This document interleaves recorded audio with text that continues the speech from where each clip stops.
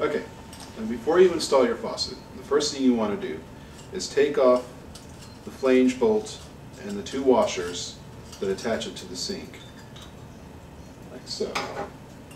Don't forget the metal washer the flange rests against, and then the rubber seal that goes underneath it, so any water that splashes on the back of the sink doesn't drip down underneath.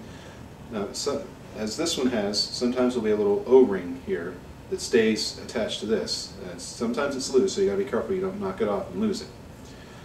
And before you install it, first thing you want to do is wrap all the threads with Teflon tape, because believe me, it's a lot easier to do outside of the sink than underneath it.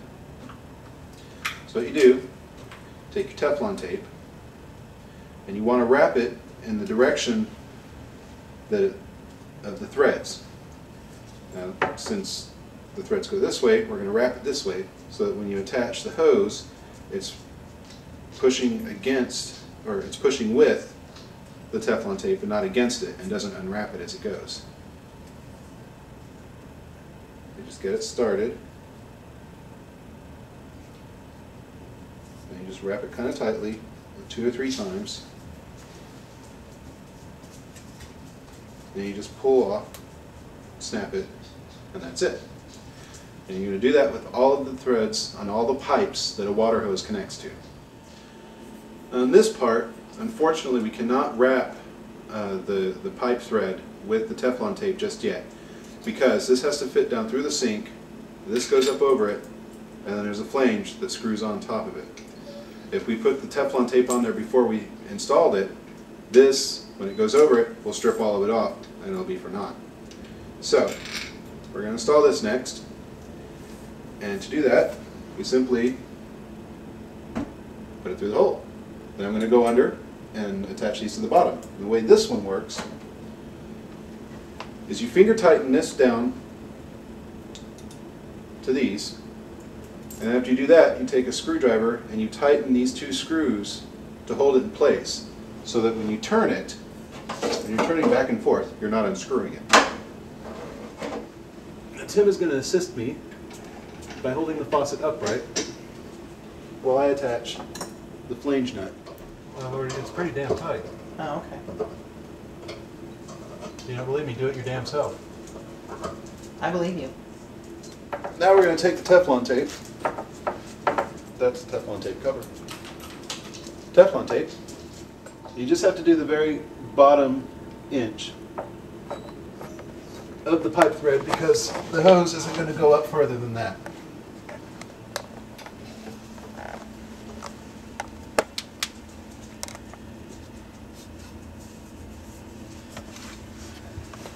And also make sure when you're putting Teflon tape on any threaded pipe that you don't let any cover the hole itself. That's bad, because that will shred and clog up your faucet. Okay, there we have that. Now we're going to install next is the faucet, is the water control. This one, again, just slides over.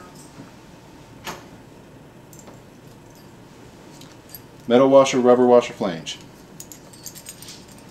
But not in that order. In that order.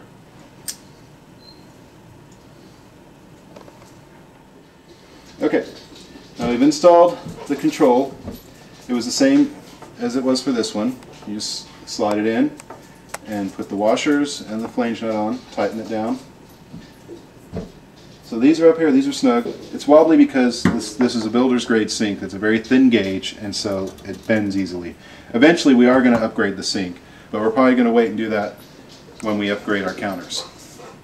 Now that we've installed these two, we're going to run the pipes. Now this is the hose that's actually going to connect the control to the faucet itself, and there'll be a second hose that runs to the spray head. So what I'm going to do now is go ahead and attach this one, because it's the furthest, it's one of the tight space ones. It's in the very back. The small end is going to go on it.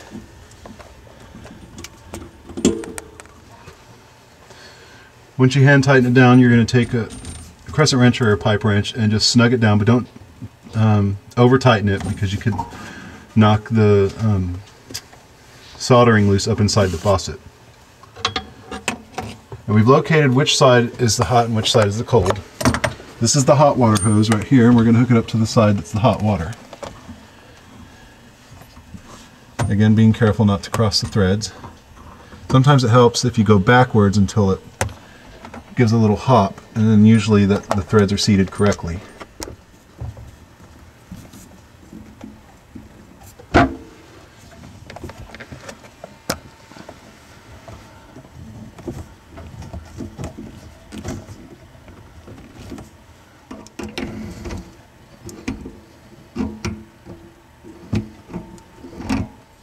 Now, installing the spray head is a simple matter.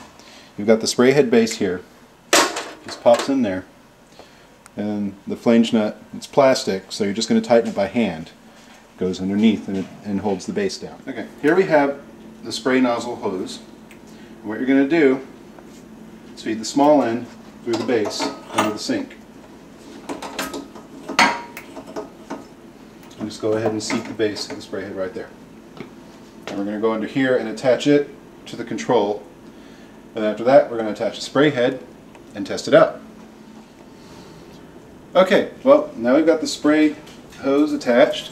Tim has Teflon taped the base here, so we're ready to put the spray head on.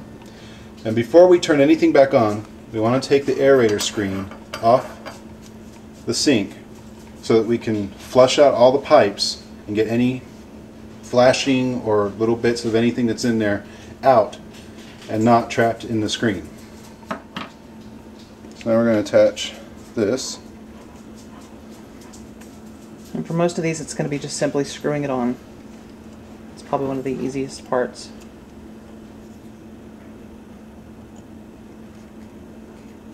I think you jinxed me by saying that.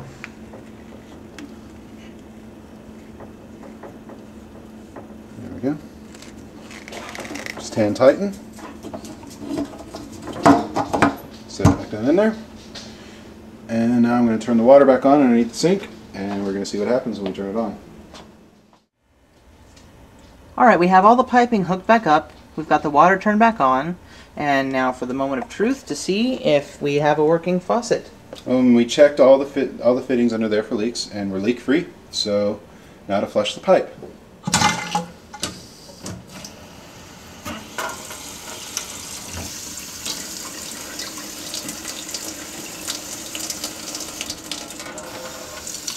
There's our cold water and our hot water. Leave that running on hot for a bit to make sure that's the right side.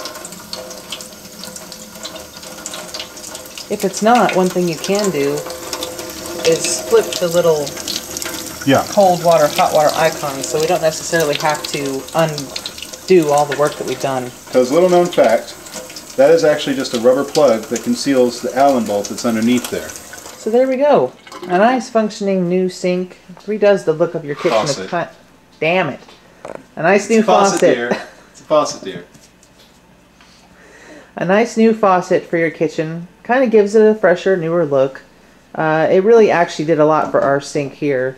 Made it look a little nicer, I think.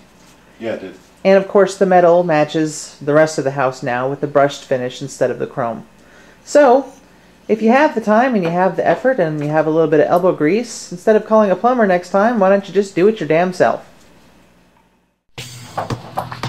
Next time on Do It Your Damn Self, we're going to explore doing surgery on your dog, open heart, and even spaying and neutering. Because why call a vet when you can do it your damn self?